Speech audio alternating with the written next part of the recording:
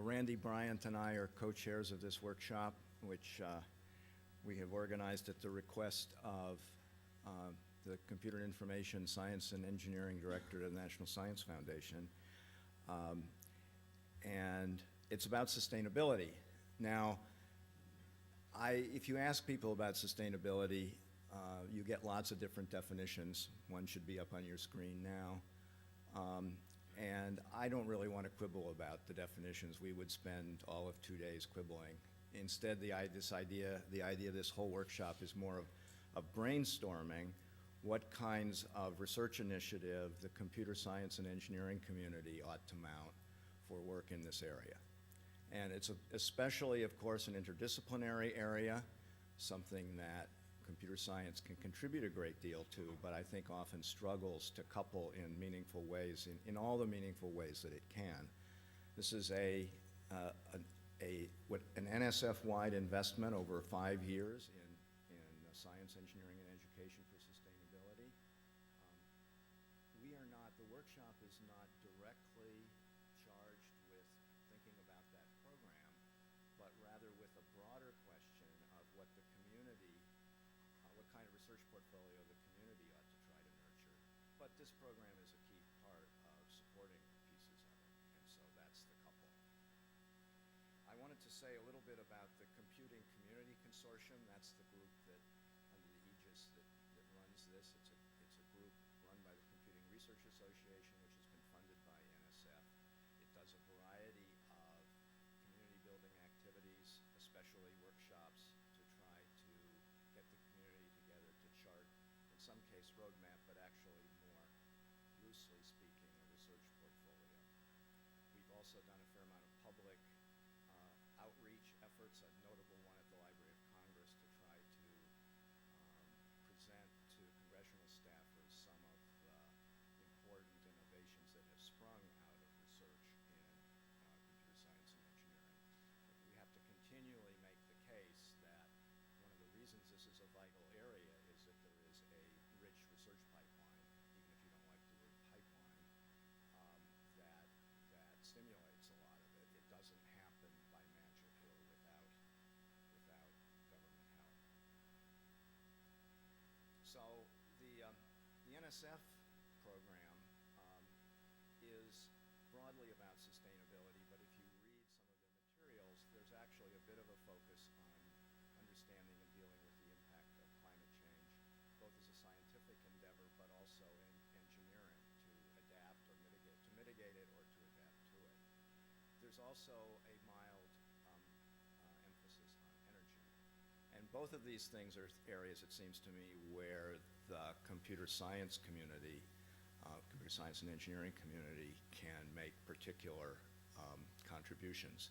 And in particular, the Dear Colleague letter that just recently came out notes a couple of areas where even explicitly, as they're talking about potential research areas, their explicit mention of IT, of possible IT contributions. So these are the kinds of areas that we're asked in the next 2 days to think about. But as I said, to think broadly. Do not interpret any of this or anything that we've done by way of naming breakout sessions and so on as constraining. The idea primarily is one of brainstorming, not of pigeonholing. Now, I wanted to talk a little bit about our workshop focus, because the sustainability is a very broad area, and even computer science and engineering efforts in sustainability is a broad area.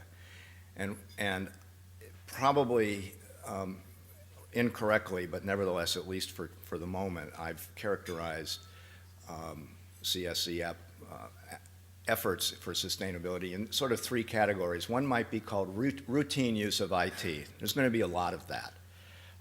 You can see it already in everything ranging from how you buy things to how you move around and so on. And so there will be a lot of that going on, and that's not what we're talking about. That's not areas where new ideas, new research, and risk-taking is particularly required. The second area might be called incremental research or innovation in areas where work's already underway.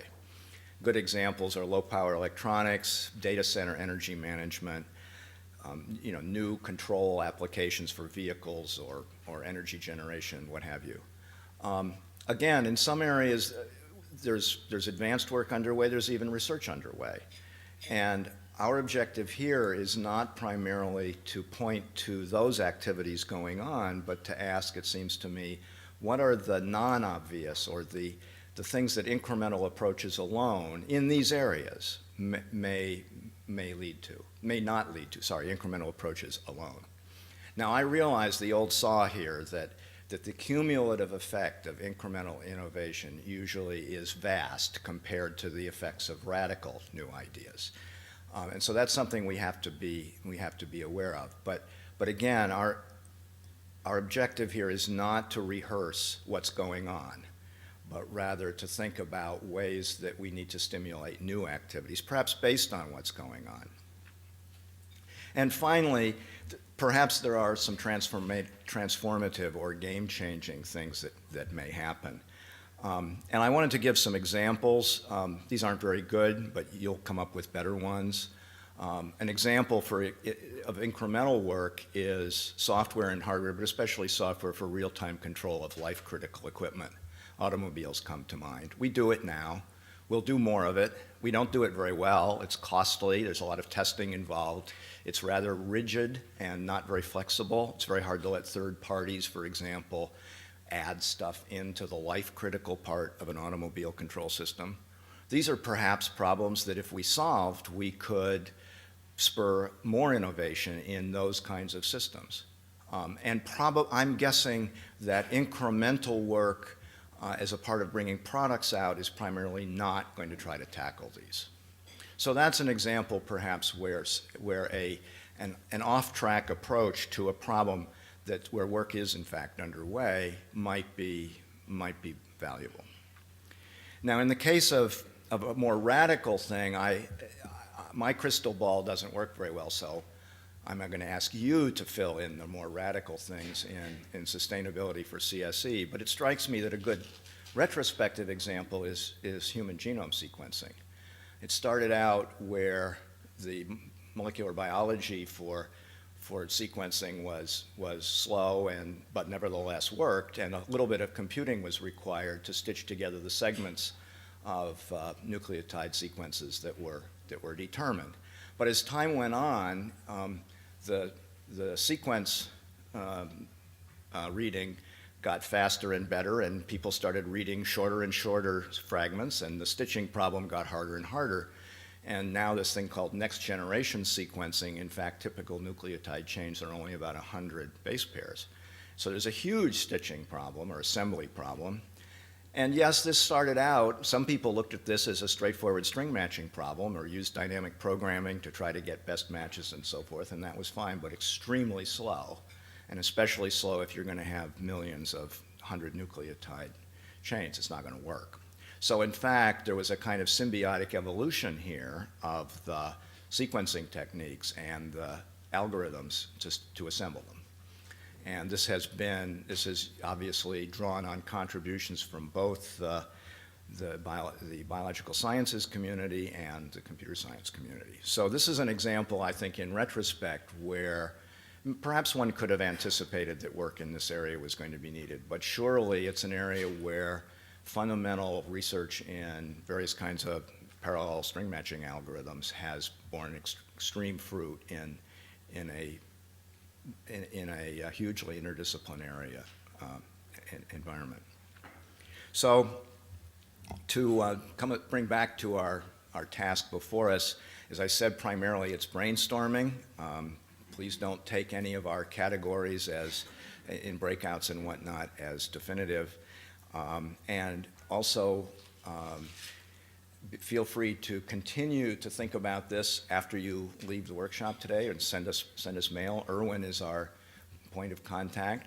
He's been the whirling dervish who has got this all organized and is going to continue to do that even after the fact. I should say, by the way, that thank you all for coming. I know many of you had to brave snow and ice. Many of you, all of you had to brave 7:30 a.m., which is probably the more daunting challenge for this community. And then there's, of course, the coast-to-coasters, I like to call them, who don't particularly care about snow. But at any rate. So for the purposes of the workshop, you're here because you expressed interest, because we believe you have a great deal to contribute. You're not here because we want to hear about your latest research. We want to hear about your very latest ideas, but if we all spent the time talking about your latest research, we don't have enough time. So I'm asking you to, use your latest research to inform how you help us, but not slow us down. And I'm also asking you to try to think outside, beyond the incremental work arena. Even if we come up with ideas that turn out not to be practical, that's fine. Just let's not violate Newton's laws.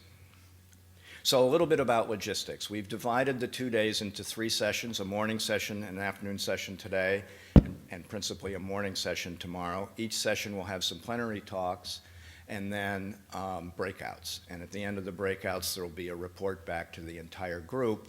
And again, the idea of the report isn't so much to be exhaustive as to cross-pollinate and stimulate each other with anything that has come up in the breakouts. Finally, on Friday afternoon, we'll have an integrative session where we try to highlight the best things that we've come up with in the 2 days. And then it turns over to the organizing committee to draft a report, and we'll try to circulate that to you for further comments. And as I said, even after the workshop is over, we welcome your participation. So with that, unless there are any questions about logistics or what we're trying to achieve, I would like to introduce Peter Arzberger to add his words of welcome. He is currently serving as the acting assistant director of NSF for the Computer and Information Science and Engineering Directorate. They're our sponsor. Prior to that, he served as division director of the Division of Biological Infrastructure for the Biological Sciences Directorate. So he's an example of interdisciplinary management, I guess, if nothing else. And he was also previously program officer in both mathematical sciences and computational biology. His home institution is UC San Diego. He's the director of the National Biomedical Computation Resource, focusing on advanced computational technology to better enable biomedical research. His own research has involved lake dynamics and coral reef ecology, in part using sensor networks. He's also served as chair of the National Advisory Board of the U.S. Long-Term Ecological Research Network. That's LTER, for those who know it only by its acronym. And he's also been active in promoting models of international collaboration for research and students. So, Peter.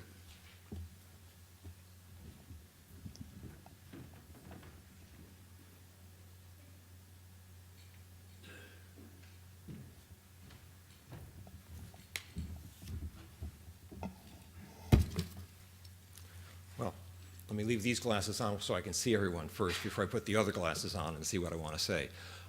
Thank you very much for coming today. It's a great time to begin to think about the type of issues that Bob laid out and that is laid out on your agenda today.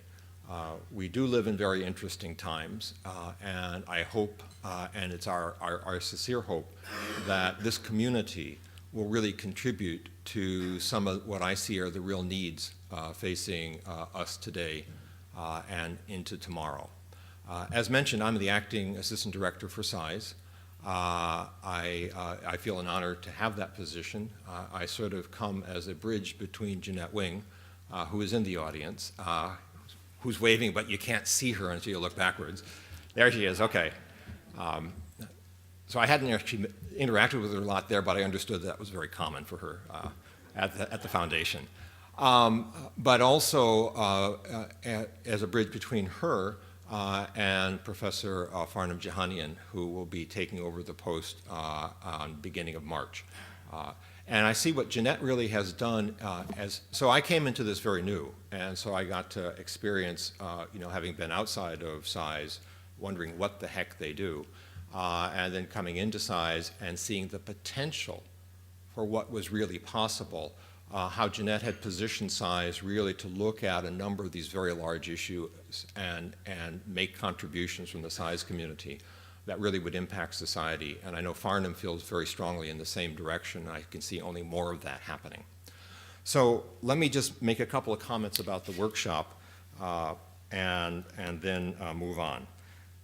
As they say, you know, we live in interesting times. And I think if we look at, you know, what is happening in the world, we see things with multiple challenges for humanity. We see the increase, if you will, of the greenhouse gases. We see the increased energy demands, especially from developing countries that are using quite a bit. We see increase in humanity. No matter even the smallest projections see that we're going to be increasing for a long time. We see also that, if you will, the notion of climate change, its variability and intensity, as it affects, if you will, some of the basic resources that people need, such as water, and where that's going to be. And as the Millennium Report indicated in 2005, we are living beyond our means in many ways. In particular, we just cited one. I think energy is one. I think another one is going to be just if you will, the fish stocks of the oceans of the world. And so we really live in a time when there are great demands being placed on what we do. But we also live in a time of opportunity, in particular those that have been created by this community and the research that this community has enabled. We are able to now interact with people all the time, everywhere. We're able to see what's going on in the environment at all the time because of the sensor networks that are out there.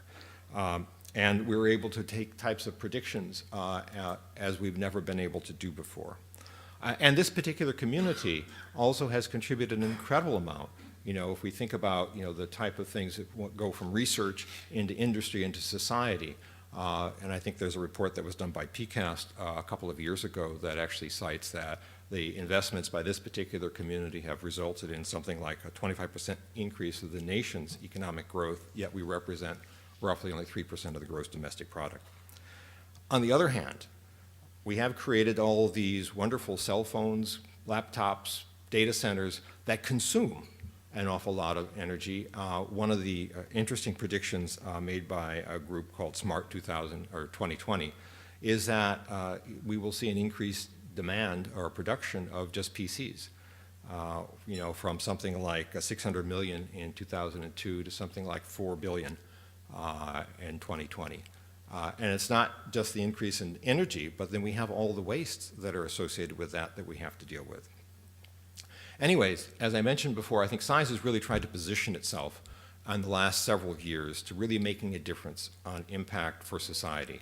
A couple of things that we have going on now, just to illustrate that point, are sort of smart health. Can we rethink about how home delivery of health is provided, or can we do a better job with the information in the health systems?